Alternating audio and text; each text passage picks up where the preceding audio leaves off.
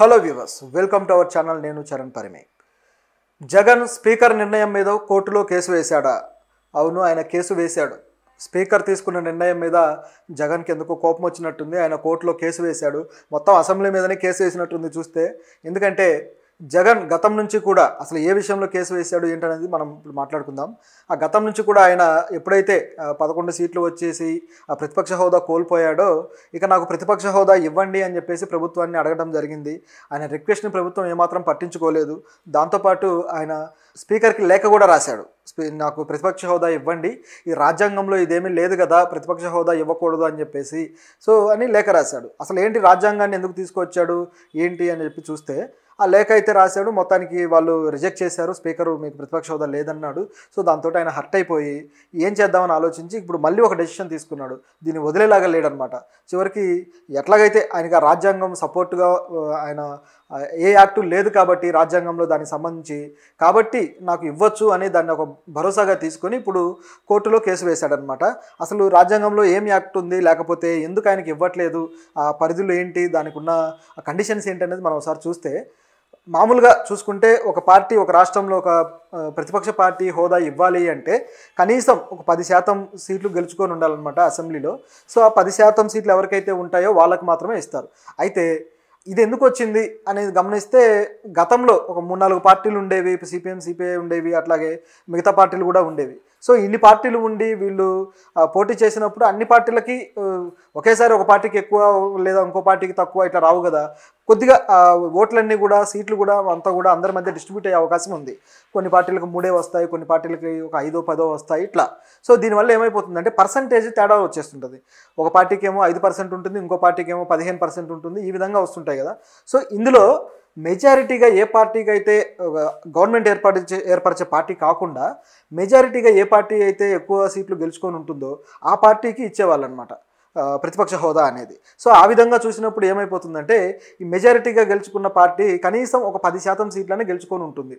మొత్తం ఆ కాంటెక్స్ట్లో చూసినప్పుడు ఒక పార్టీకి ఒక 5 లేదా ఒక పార్టీకి ఒక 7-8% సీట్లు గెలిచడం. దాంతోపాటు మెజారిటీగా ఏ పార్టీ అని చూసినప్పుడు ఇంకా లీస్ట్లో కనీసం 10% సీట్లనే గెలిచినప్పుడు దానికి ఆ హోదా ఇవ్వడం జరుగుతుంది. అంటే 10 కన్నా ఎక్కువ శాతం సీట్లు గెలిచిన ఏ పార్టీ లేనప్పుడు ఈ పరిస్థితి అనమాట. ఒకవేళ ఎక్కువగా ఉందనుకోండి, ఇప్పుడు తెలంగాణలోనే ఉంది. తెలంగాణలో వాళ్ళు దాదాపు 36 సీట్లు గెలుచుకున్నారు. సో ఇక్కడ చూస్తే ఎక్కువ పర్సంటేజే ఉంది కదా. సో ఇంకా దానికి మళ్ళీ రిక్వెస్ట్ చేయడం ఇవేవి ఉండవు, డైరెక్ట్గా ఆనవాయితీ ప్రకారం ఆ ప్రతిపక్ష హోదా వచ్చేస్తుంది. కానీ ఇక్కడికి వచ్చేసరికి ఆ 10% సీట్లు లేవు కాబట్టి, గెలుచుకుంది కేవలం 11 సీట్లే కాబట్టి ఇక తప్పని పరిస్థితుల్లో వీళ్ళని రిజెక్ట్ చేస్తూ వచ్చారనమాట. అయితే ఈ విధంగా చేయాలని రాజ్యాంగంలో ఎక్కడా లేదు. దీన్నే జగన్ ఆసరాగా చేసుకున్నారు. రాజ్యాంగంలో ఎక్కడా లేని దాన్ని మా మీద ఎందుకు రుద్దుతున్నారు, మాకు ఎందుకు ఇవ్వట్లేదు అని.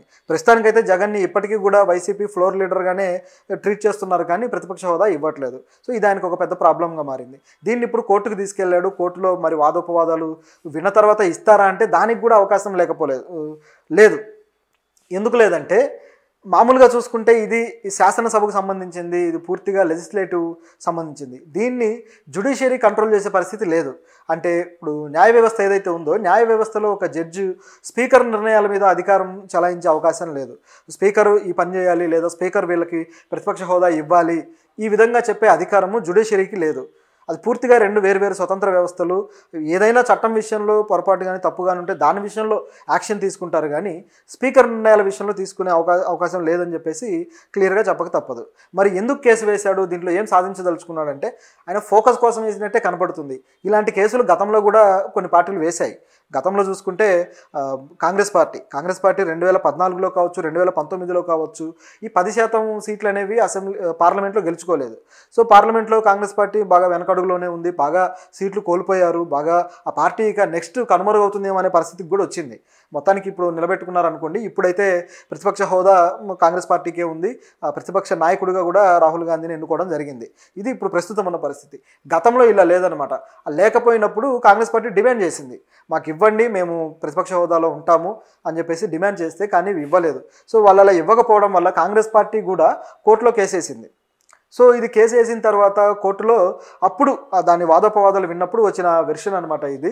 సో న్యాయ వ్యవస్థ ఈ విధంగా చెప్పడం జరిగింది. మాకు స్పీకర్ని కంట్రోల్ చేసే పరిస్థితి లేదు, అది పార్లమెంట్లో కావచ్చు, అసెంబ్లీలో కావచ్చు, ఎక్కడైనా కావచ్చు, వాళ్ళ నిర్ణయాలు వాళ్ళు స్వతంత్రంగా తీసుకుంటారు, వాటిని మేము అబ్జెక్ట్ చెప్పే అవకాశం అయితే లేదు అని చెప్పేసి చెప్పడం జరిగింది. సో ఆ విధంగా ఆ 2 టర్మ్స్లో కూడా కాంగ్రెస్ పార్టీ కేవలం ఒక సాధారణ పార్టీగానే మెలిగింది పార్లమెంట్లో. ఇప్పుడైతే ప్రతిపక్ష పార్టీగా ఉంది, మనం అందరం చూస్తూ ఉన్నాం. పైగా రాహుల్ గాంధీ క్వశ్చన్స్ కావచ్చు, అధికార పక్షాన్ని నిలదీయడం కావచ్చు, ఈ విధంగా చాలా అద్భుతంగా చేస్తూ వస్తున్నాడు.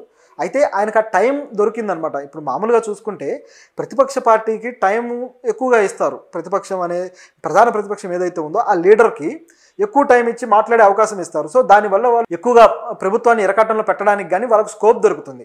టైం ఇవ్వకుండా మిగతా సాధారణ ఎమ్మెల్యేలకు ఇచ్చినట్లుగా, సాధారణమైన వ్యక్తులకు ఇచ్చినట్టుగా కేవలం 10 నిమిషాలు 15 నిమిషాలు ఇస్తే దాన్ని వాళ్ళు ఉపయోగించుకోలేరు. సో దీనివల్ల ప్రభుత్వాన్ని వాళ్ళు చేసే తప్పులు కావచ్చు, ఏదైనా ఏ విషయమైనా కావచ్చు, ప్రభుత్వాన్ని కార్నర్ చేయడానికి స్కోప్ ఉండదు. అందుకోసమే జగన్ ఇది అడుగుతున్నట్టుగా కనిపిస్తూ ఉంది. అయితే దీన్ని మీడియా మాత్రం తప్పుదారి పట్టిస్తూ వచ్చింది ఇన్ని రోజులు కూడా. ఎలాగంటే ఏంటి ఈయన ప్రతిపక్ష హోదా ఎందుకు వస్తుంది, ఇది రాదు కదా, ఈయనకు ఆ సీటింగ్ లేదు కదా, ఆ హక్కు లేదు కదా అని చెప్పేసి వాదిస్తూ వచ్చారు. ఇదంతా రాంగే. దాంతోపాటు జగన్ అసెంబ్లీకి రావడం ఇష్టం లేకనే ఇవన్నీ చెబుతున్నాడన్న వాదన కూడా వచ్చింది.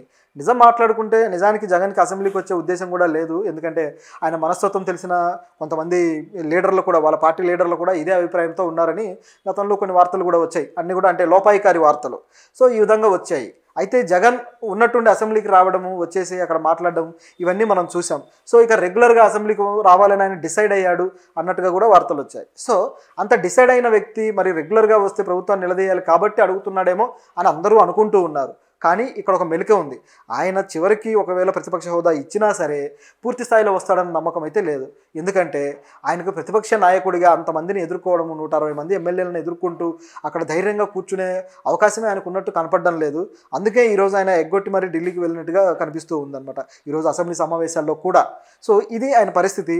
మరి తర్వాత ఏమైనా స్టెప్ తీసుకొని వస్తాడా, లేకపోతే మళ్ళీ ఓదార్పు యాత్రలు అంటూ తను ఓడిపోయినందుకు వాళ్ళు చచ్చిపోయారు, వీళ్ళు చచ్చిపోయారు అని చెప్పేసి ఓదార్పు యాత్రలు తిరుగుకుంటూ ఉంటాడా మరి తెలియదు. ఎందుకంటే గతంలో అలాగే చేశాడు. వైఎస్ఆర్ చనిపోయిన దానికి కనీసం 5-6 సంవత్సరాల పాటు ఆయన ఓదార్పు యాత్ర అని చెప్పేసి ఆ ఇయర్లో, ఆ సంవత్సరం మొత్తం మీద ఎవరు చనిపోయినా సరే వాళ్ళ దగ్గరికి వెళ్ళిపోయి వైఎస్ఆర్ ఫోటో పెట్టి ఓదార్పు యాత్ర అని చెప్పేసి ప్రకటిస్తూ వచ్చాడనమాట, ఓదార్పు చేస్తూ.